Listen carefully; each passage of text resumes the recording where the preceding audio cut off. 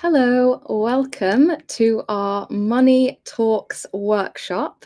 We're going to be getting into lots of juicy tips and advice on salary negotiation, salary transparency, why talking about money might feel a bit awkward, but is very important. And today I've got Agnes with me from Figures. If you'd like to introduce yourself to the audience. Thank you, Beth. Hi, everybody. So I'm Agnes. I'm the VP People for Figures.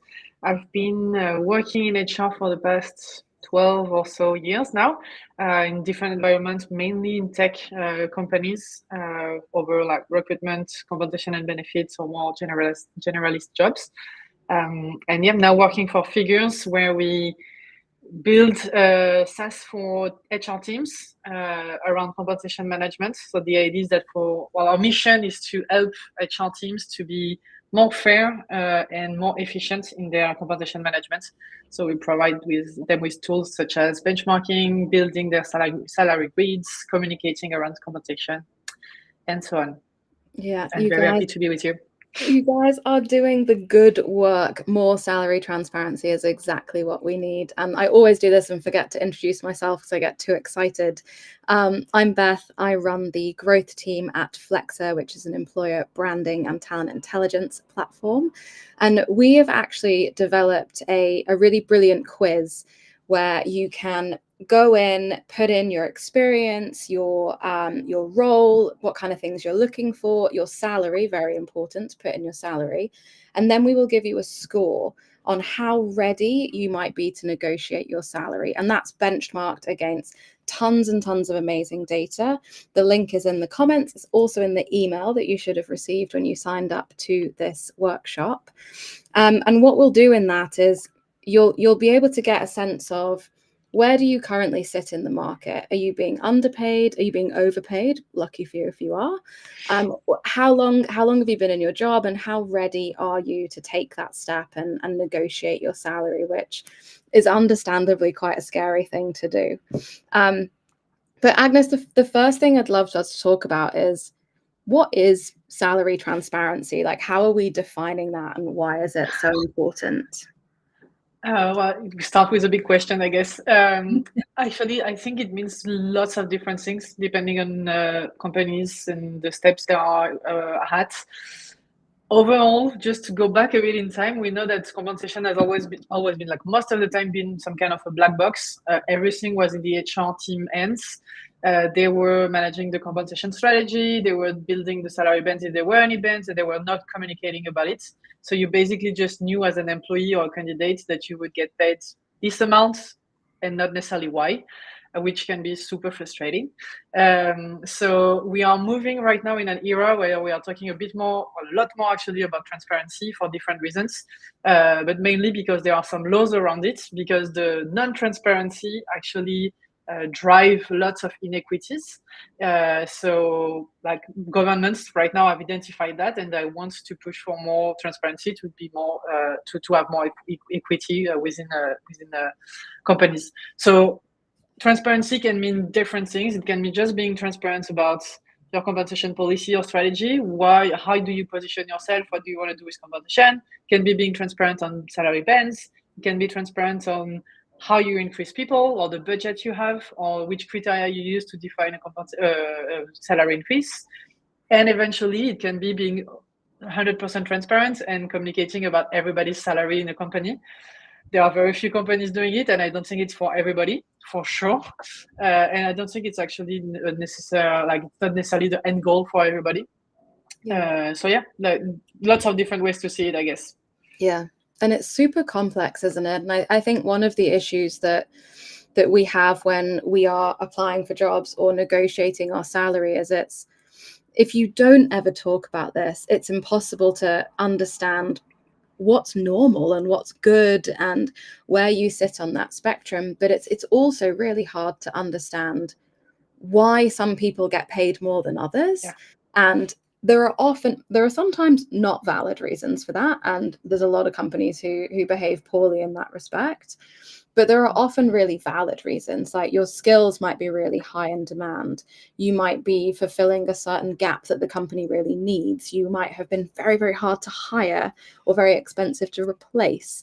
All of these things can impact how much or how little you're paid. And I think one of the issues with salary transparency is we all find it so awkward, and we're still not fully used to it. I want to share a story back from a long time ago, just like 10 years ago now. I was working in quite a big company, and one of the HR team made a bit of a mistake and printed out a list of every single person's name and their salaries and sent it to the communal printer, forgot to go and pick it up, and somebody else found it, made copies, and sent it around the entire office. And Nice. as you can imagine, it was mayhem. There were people doing the same job, getting paid completely different amounts. There were, somebody actually messaged me and said, God, I didn't realize they paid you so little. It was not a great comment to get, but I understood it. Nope. And it created this really difficult atmosphere and really brought to light how awkward we all are in talking about money.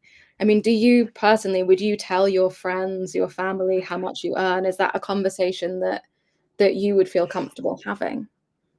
I think that now that I'm working with figures and I'm talking about compensation all day long, yes, because it seems more natural to me. But like a few years ago, definitely not.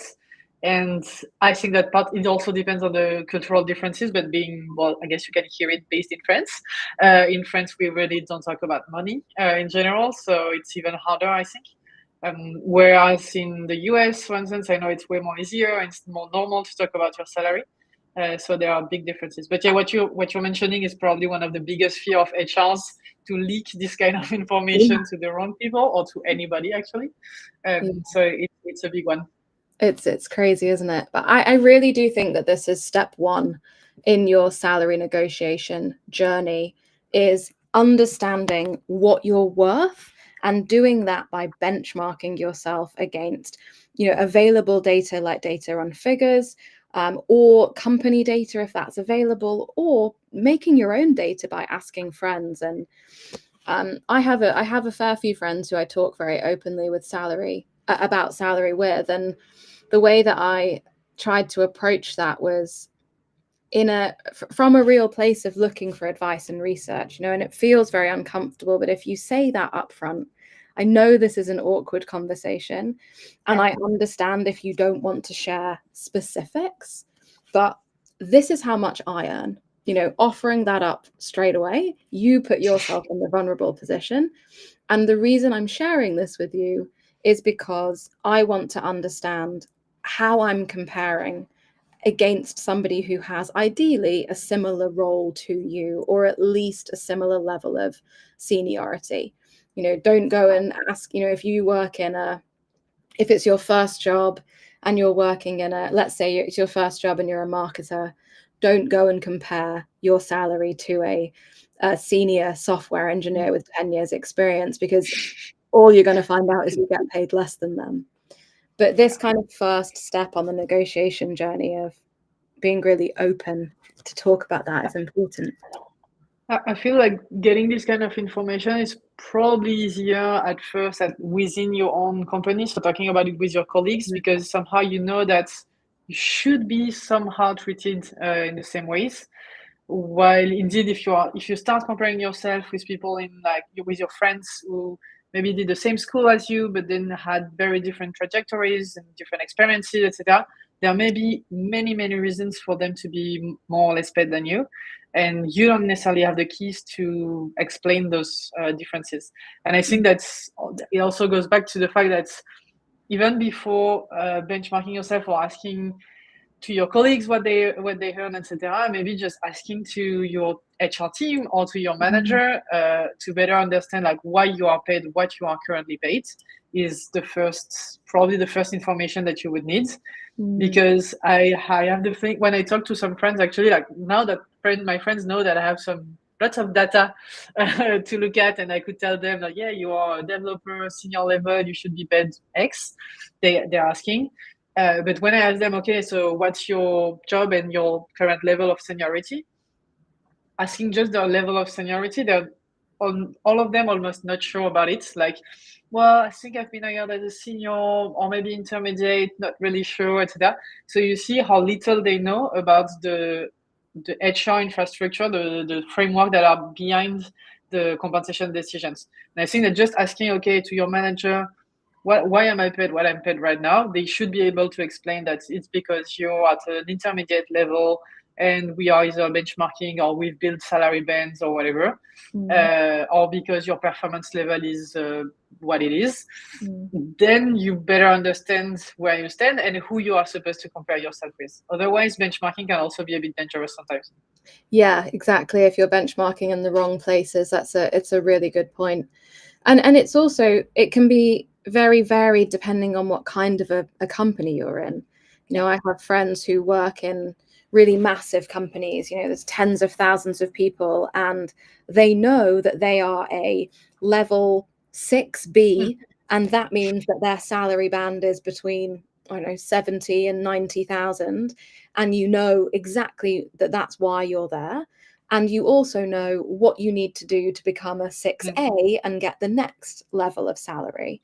And they have that from the most junior roles all the way to the kind of C-suite, CEO, chairman paychecks. And they're able to explain that.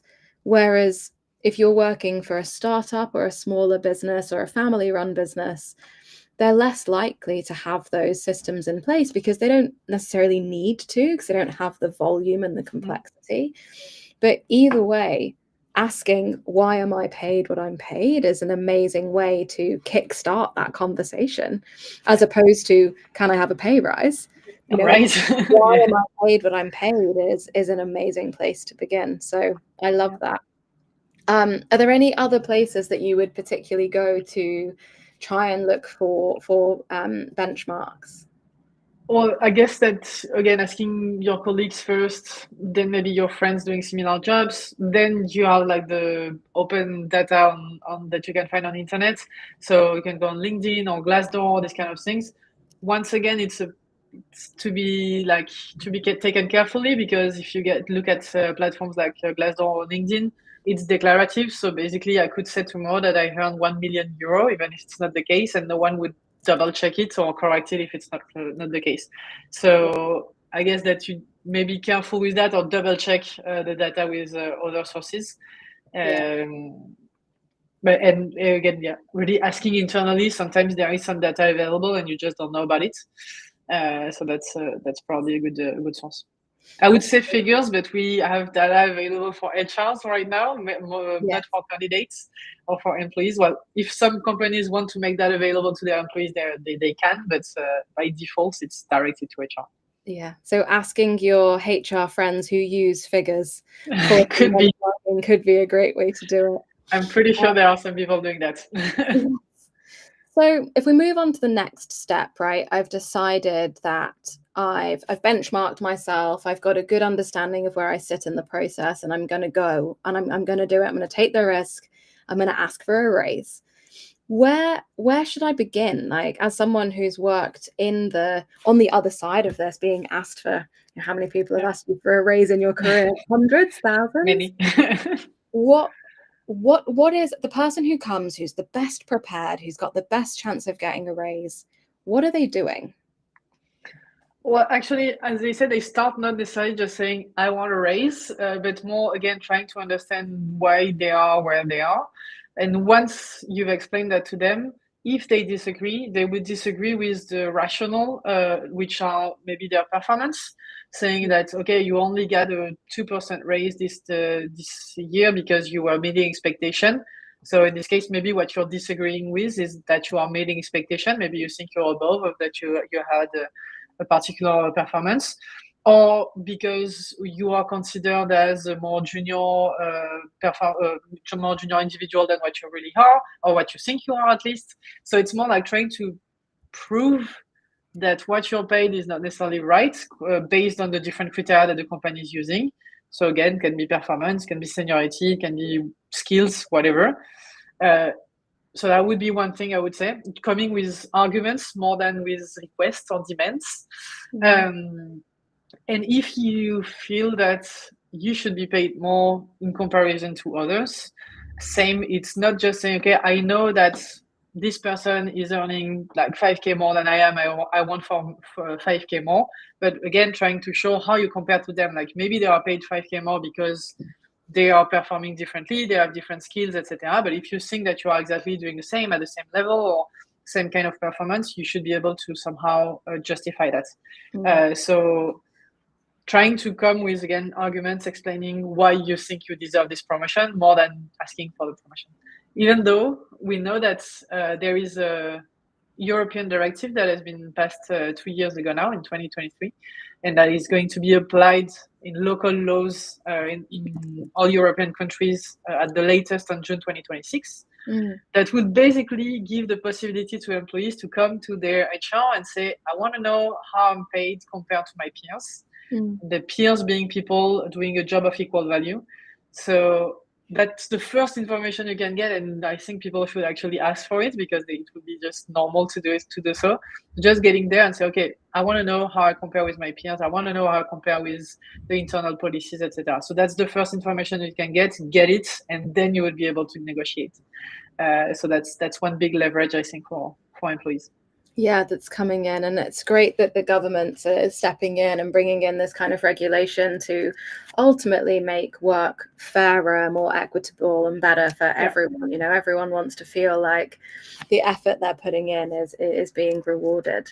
I've got a couple of tips from my own experience, both in asking for a raise myself and also of people who have asked me for a raise.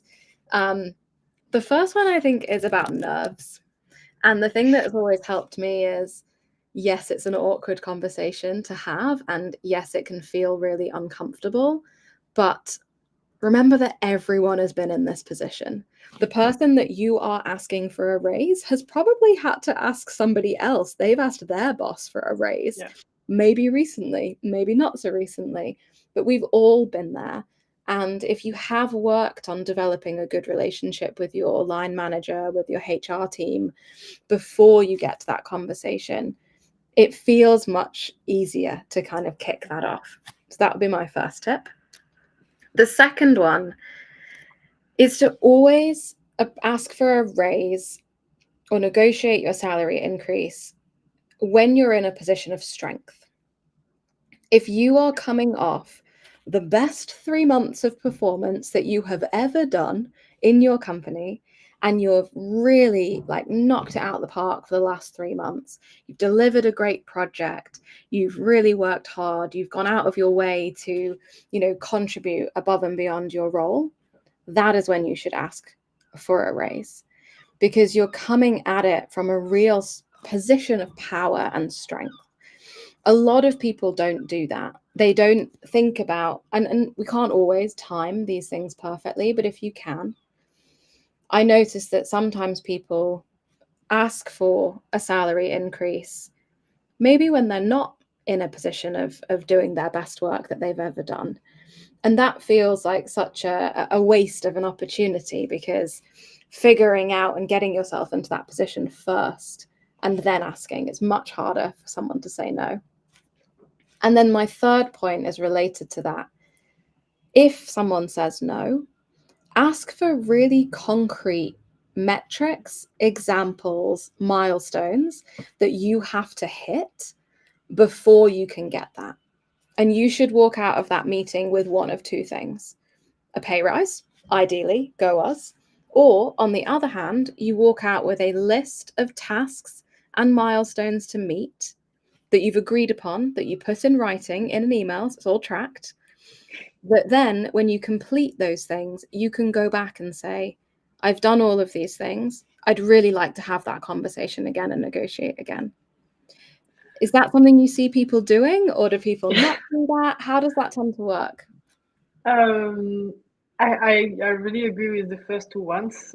Definitely right. And maybe one thing I would add is also that sometimes it can be a bit uncomfortable when you receive requests that are based on like very random or personal things. Like I want to raise because I don't know, Moving I'm in the house. middle of a divorce, or I need to take care of some personal stuff or whatever. These are usually not things that are going to bring you a raise, because companies not here unfortunately to take these kind of things into consideration, or most companies at least. So it can be a bit awkward for everybody in this kind of situation. But if you're coming in position of strength with really solid proof, then that's another story. For the last one, I would be cautious, because it's kind of the same. It's linked to that. But I often have employees asking me, "Okay, I want to get my promotion. I didn't get my promotion, and I don't know why. Give me a list of things to do, and I will get my promotion the next round." And we can work on a list of things to do for you to improve, for you to get there. But it doesn't mean that it's 100% sure that you will get your promotion or your raise in 6 months. And I just want to be careful with that.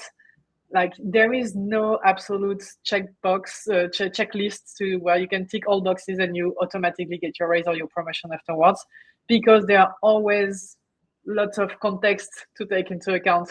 So maybe you've done everything on the list and that's great, but there were some unplanned events during the semester and you didn't actually nail what you had to do. So I will still say no, but you've ticked all the boxes. So it's a bit dangerous, I would say, to rely too much on that. But if it's just like guidelines for you to get there and things that you also review frequently with your manager, don't think that because you have your task list, you can just work on it for a whole year and then review it. It changes so often. In most companies, objective changes a lot. So just check frequently with your manager. Hey, do you remember we talked about it 3 months ago? Is it still on track? Do we have things to add, things to take off, etc.? So that could be a good thing to do, I guess.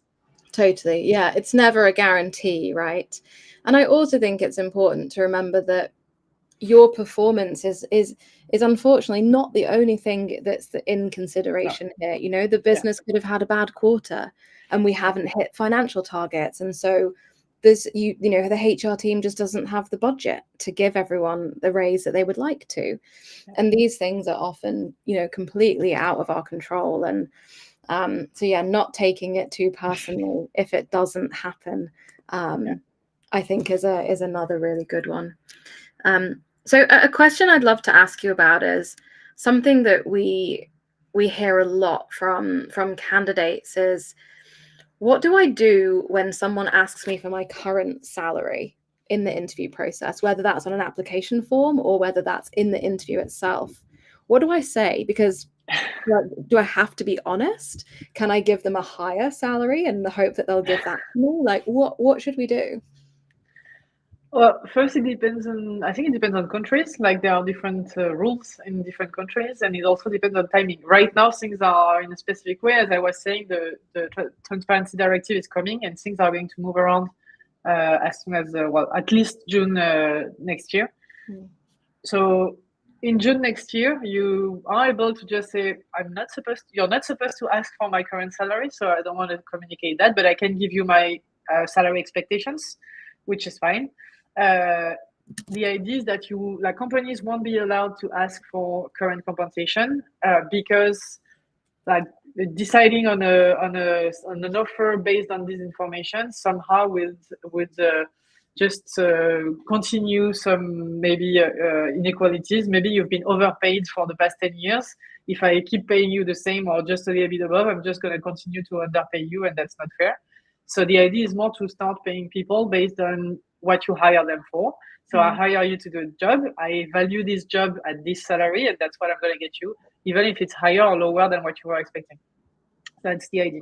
Right now, as people are still asking for it and are allowed to do so, I would say that I wouldn't lie, to be honest, because at some point it would probably get back to you because, You'll see it on your tax onboarding. You tend to realize that. So I would just say, okay, this is my current salary, but I think that I'm maybe a bit underpaid. So my expectations are that. And I feel like I'm underpaid because of X and Y reason. So maybe you've been benchmarking and you realize that people doing the same job as you are paid more in other companies, or because even in your companies you are inequalities, or because you know that your company actually have is low budget or is being underpaying overall everybody. or because unfortunately maybe you took I don't know, maternity leave and you got some delays on your compensation evolutions. So there are many reasons to explain these kind of things. Most of the time I think people are aware of it. So I would be pretty transparent, to be honest. I think that now, if the HR, the recruiter, or the manager who is listening to that is not taking into consideration, maybe it's not a good company for you to go work with. So in the end, it will actually be valuable for you. And if they are actually listening, they would take that into consideration and again try to compensate you for what you're actually doing.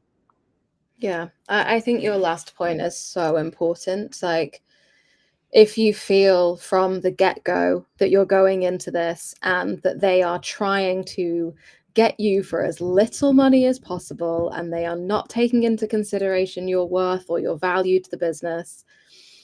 And I know that this isn't always an easy choice because it's hard to find work and we cannot always be picky. But, maybe that's not the right company to be at. And they're not the place for you. And there are a lot of very good people and good companies out there trying to build fair and equitable pay. I saw there's a comment coming in from Lillian who said, as a coloured person, I have seen UK recruiters being racist. I think that that's something that a lot of people have felt and experienced, or sexist, or discriminatory in some way. And there are good companies out there that are trying to get away from that and move into a place where everybody gets treated well and everyone gets paid well. But sadly, we are not quite there yet in all cases. So I think that one of the things that I think is also really difficult for people to navigate is when a recruiter or when a company says that the salary is non-negotiable. Is there anything that we can do there? If they say we can only pay you this amount, there's no room for negotiation in that. What could we do? Well, once again, I would try to understand why. Maybe it's for good reasons, because they have internal policies that are very clear, and because they have, I don't know, salary ranges, or based on internal equity, they wouldn't pay you more than that, etc. So I feel like in this kind of situations, either if you understood and it's like fair somehow, either you're okay with the explanation or you just like, again, go away.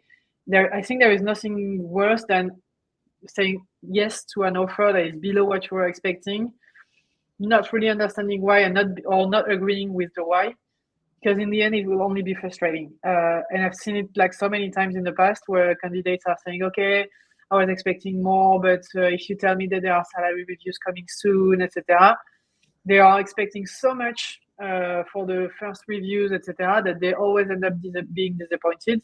And in the end, it's like it doesn't last very long. So understanding why, and understanding maybe what are the other leverages. There are companies who maybe don't have a lot of budgets in terms of salary, but are trying to compensate with other things. So maybe you would get a salary that is what it is, but there are pretty strong benefits on the side. And that's actually to be taken into consideration. When we talk about compensation, we often forget perks and benefits, equity, etc. So trying to understand what's there more than just base salary. And again, trying to understand if it's the current salary, okay, but what are the next steps? If I join you, when are the next reviews? How does it work? What it will be based on? What are the possibilities for me to evolve, etc.? So trying to see if you project yourself a bit further in the company, like is it satisfying or not? But again, like when companies are saying that they don't negotiate at all, usually there is a good reason behind that. Again, there are some companies who just want to pay you as little as they can, but there are also other companies who have good reasons, and I would try to see what they are. Yeah, totally. And that's taking us towards wrapping up. And on that topic of other parts of the compensation package, you'll actually find that built into the salary negotiation quiz that we've built. We take into account whether it's remote, whether you get, amazing benefits that lots of people are really desiring. Remote companies can I think the latest stat is that people would take a 10 or 15% pay cut to stay remote. So that's really valuable to people. So all of that gets taken into account in the salary quiz if you want to go and benchmark yourself and see whether you're ready to negotiate.